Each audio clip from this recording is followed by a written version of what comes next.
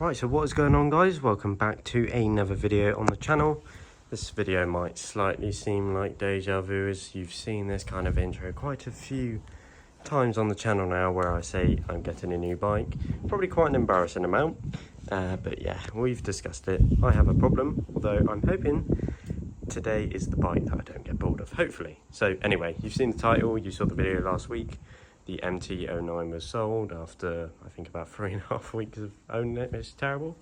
And today we are collecting its replacement. Now, you've seen how much I've fallen in love with this bike. The MT-09 just didn't really give me that same kind of love as this. So today we are trying another bike. This bike is a big clue for what it is. I'm not going to say what it is yet, but you will see as the video progresses. So yeah. Hopefully you guys like the bike, hopefully I like the bike, and hopefully it sticks around on the channel for a very long time. That is a plan. This is a bike I've kind of had interest in for years now, and it is very much a style of bike that I seem to fall in love with. You would have seen my XSR 700. That bike has a similar vibe to this, and I had that bike for over 2 years, and the only reason I got rid of it was because obviously I upgraded my license. Yeah, this bike has good potential. We will get on the road now. We're going to head to Bournemouth Kawasaki. It's a bit of a clue again, and yeah, go and collect the bike. So thanks for stopping by, guys. I hope you enjoy the video. Right, here we are. We have arrived, Bournemouth Kawasaki. It's a absolutely beautiful day here. I think it's about 27 degrees, and any of you that have been to the UK will know that that kind of temperature is so humid in this country. So incredibly sweaty, but incredibly nice. Got all the nice demo bikes lined up outside. Before we show you the bike, we will head on in and have a little look at what bikes they've got in, and then we will, without further ado, show you the new bike.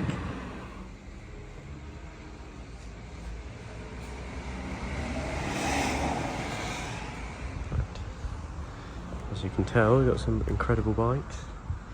ZX10s, bit of everything really, new Z900s.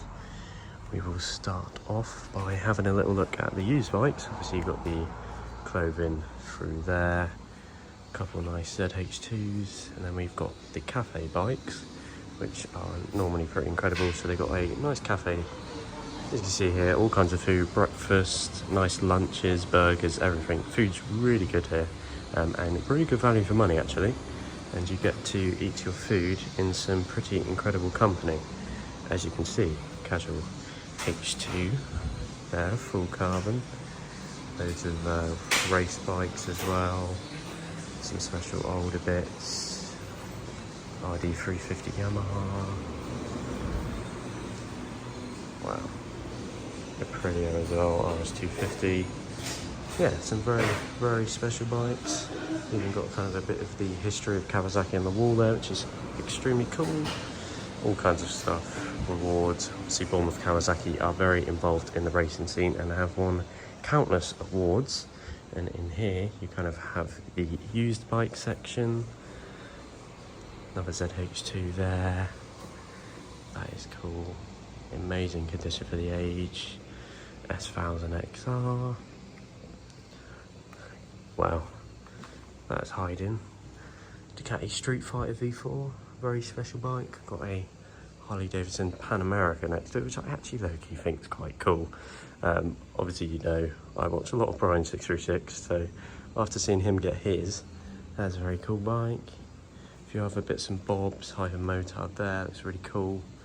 Obviously, it's not the easiest to show the bike, it is quite limited for space in here. They do a great job of fitting so many bikes in here. There's also that really nice Super Duke there. Yeah, there's the used stock. We will head down the other side and see what new Kawasaki's they have. They've also got a fan, which perfectly demonstrates how hot it is today.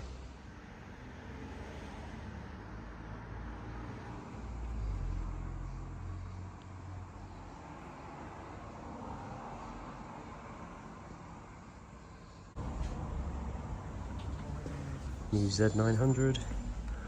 Love that green frame on them, that was super cool. Awesome colour on that as well, nice red. So this is kind of the section where you have all the new Kawasaki's. See, we've got some nice Z900RSs there. ZX4s, kind of got a bit of everything really, Z650s. That is a super nice colour scheme. That's the new SE Z900RS. I will admit, I really don't like that colour scheme. I think it's awful. I much prefer the old yellow one. Oh, speaking of the yellow one, there you go. I think it's called the Yellow Ball. Yellow, gold forks, gold wheels with Olands, Brembos, that kind of thing. This ZX10 here, incredibly special if I show you. So it's the 40th year's anniversary, one of only 40 in the world. You kind of see it's finished in this incredibly unique and cool looking livery. Kind of hard to show you it. As I said, it's so jam-packed in, but yeah, that is a look at all the used bikes. Also a nice Z900 there. And just generally, very nice dealership. And you can kind of see there's all the trophies at the back there. But yeah, that is a look at Born for Kawasaki. Without further ado, I will go and sort out the papers and everything. And once that is all done, I will show you the bike and get it out in the sun, do a handover, and then ride the bike home. Super excited for this one.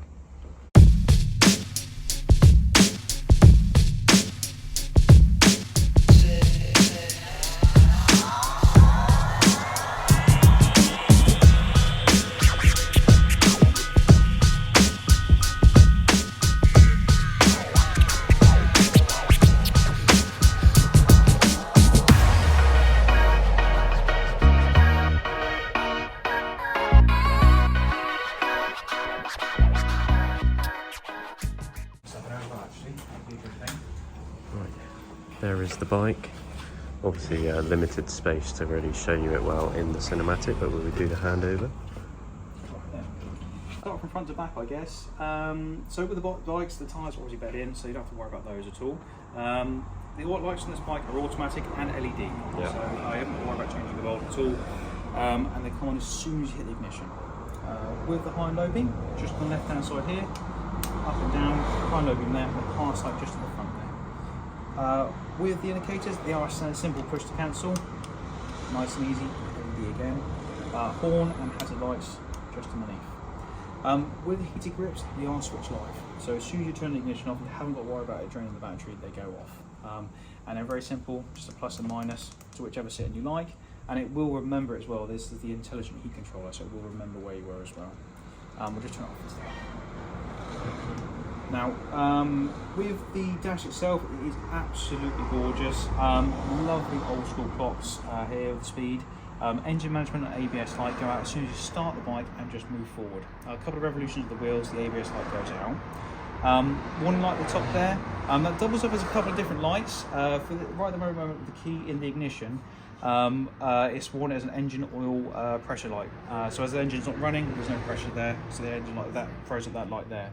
It's also a stall light, so if you do turn the bike off or turn it off, sorry, if you do stall the bike or the ignition goes off.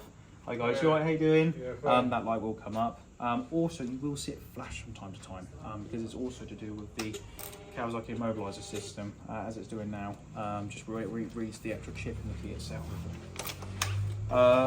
With fuel gauge, it's just on the left hand side here. I'm going to put a splash of fuel in there because it's a bit tight at the moment. Yeah, cheers. On the right hand side, we've got the temperature. Now, we don't have to worry about the temperature on this one, it will maintain its own temperature. You'll see it fluctuate a little bit. It's not untold to see it to go up to right to the very top where the H mark is. But again, it will just bring itself down and maintain. Won't be cutting out like the ZX6 was no, today. No, it won't be cutting out the ZX6, no. Nice big gear indicator in the centre, and then we've got time and mileage at the bottom. With the left-hand switch gear, we've got a couple of little things we can do with this now. So the select button in the middle alters the Kawasaki traction control. So just by pressing that button, it makes it flash. And from there we can go up to turn the traction control off. 1 is everyday riding, and then 2 is maximum traction, so like new tyres and wet weather. I'll put it back to 1 for you. When it's not flashing, if you press the up and down arrow, it just changes the information displayed at the bottom of the dash. Oh, nice, yeah. So we've got outside temperature, range, average consumption, current consumption, and then trip B and A, and you can rotate around the other way as well.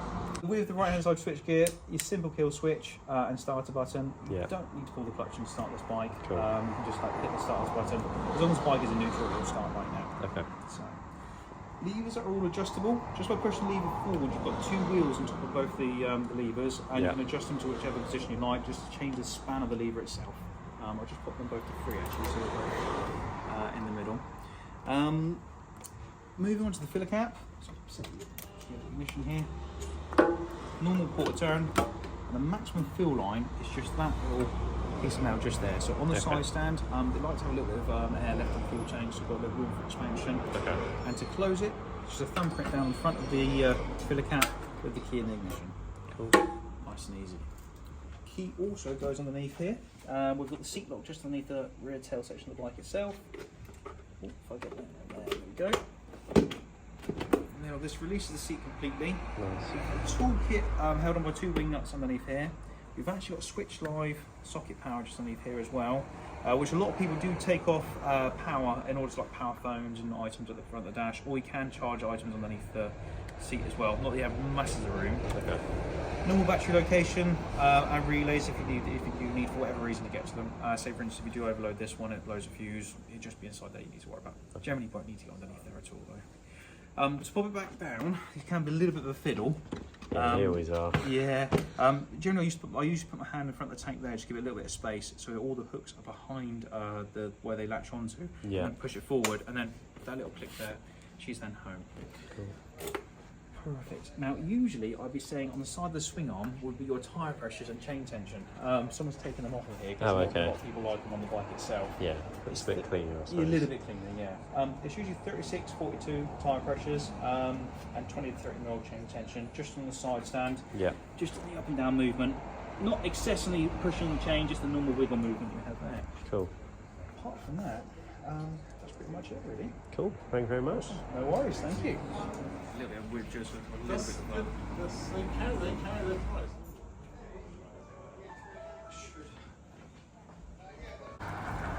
Sorry.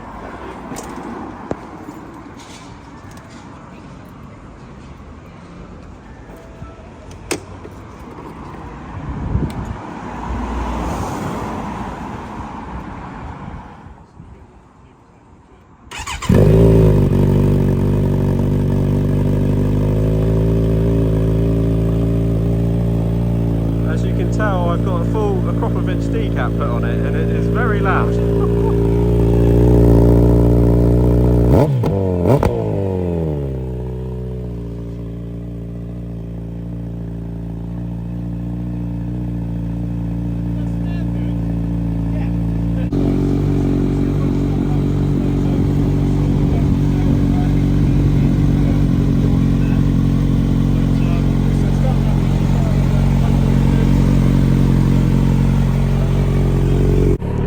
Here we are. What do you guys think? As you can tell, I've had a full decat exhaust put on it, and oh my god, I didn't realise it would be this loud. It sounds insane. Obviously it's just Akropovich headers, so you can see they keep kind of the OEM look with the OEM NCAN, which I think just goes with the bike's retro styling perfectly. So it looks amazing, but now has the sound to match. So yeah, we will jump on. Super comfortable. I'm not going to do too much of a ride. This is literally just going to be me going home, which is a very small town ride. So stay tuned for the next video, which will be a proper first ride of the bike, but we can get a little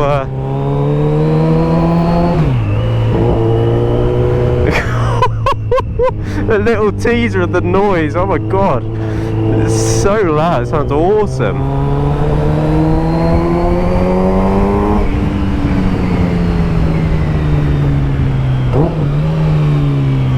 Wow, that sounds incredible, and the tone of it is kind of a bit unsuspecting. You know, a lot of the time inline four cylinders sound the same, but this has a different tone to it. It's awesome.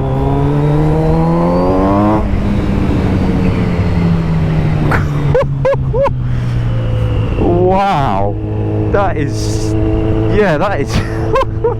so loud. Oh, I love just the the looks of everything, the displays, just clean and classic, the mirrors, everything. It's just such a good looking bike, this. I'm super happy I've gone for it. Obviously it's a bike that I've been kind of considering for quite some time now, as we witness the terrible driving of people in Bournemouth. But yeah, there she is. What do you guys think? Hopefully this will be the bike for me now. I know, again, I say this every time I get a new bike, I've got a problem, and you know, this is the bike. I've said that all the time, but the ZX6 has really given me my love for Kawasaki back. And yeah, I'm going to do a full video talking a bit more about why I love this bike so much and why I decided to buy it. But yeah, I'm not going to bore you too much with the town riding. I will just catch up with you guys when we get home. Yeah, super happy with this, and thank you very much to Bournemouth Kawasaki, because Tom in particular is just the best. He's always so friendly, so welcoming for me to come down there, not only to buy a bike, you know, even if it wasn't for buying the bike, always supporting, helping my YouTube, helping me do the reviews, just generally amazing service. So huge thank you to Tom. You would have also seen his handover is 10 of 10. I've bought a lot of bikes now, and handovers tend to be a bit neglected, I would say. Like, you don't really get shown much and it's very basic. However, Tom, I've seen him with other customers, not just me because I was filming. With every customer, he goes into the biggest of details on the handover, which is what you want, really. So yeah, another top rating on Kawasaki for the handover.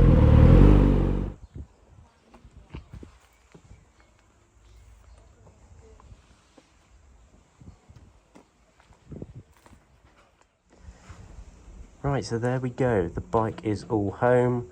I'm a little bit gobsmacked by the noise of it, to be honest. We will do a first ride video after this, so you will get a better seeing into the sound of this thing. But it sounds insane. I'm super happy with this noise, super happy with the bike, and I'm excited to show you this bike in a bit more detail in all the upcoming videos I will have on it. So yeah, hopefully you guys are excited for that. Cool to see it with the 636, obviously super in love with Kawasaki's now, and it's very cool to see these two together, kind of both almost retro, I suppose. That kind of is oldish, this is kind of trying to look old but modern tech. And it's a nice little difference in colour as well. I think they look great together. Hopefully it's many more Kawasaki's to come. But yeah, thank you very much for watching, guys. I'm probably rambling a bit. When I'm excited about something, I do tend to ramble. And although I might not have shown it in this video, I'm really excited about this bike. I've been waiting about a week now, and it's been a while since I've had that kind of like Christmas when you're a child excitement about it. So yeah, I think that's a very good sign about this bike. So yeah, thanks for watching, guys. Hopefully you are happy with my choice. Hopefully you're looking forward to all the content to come on this bike. And as always, guys, thanks for watching. I hope to see you next time.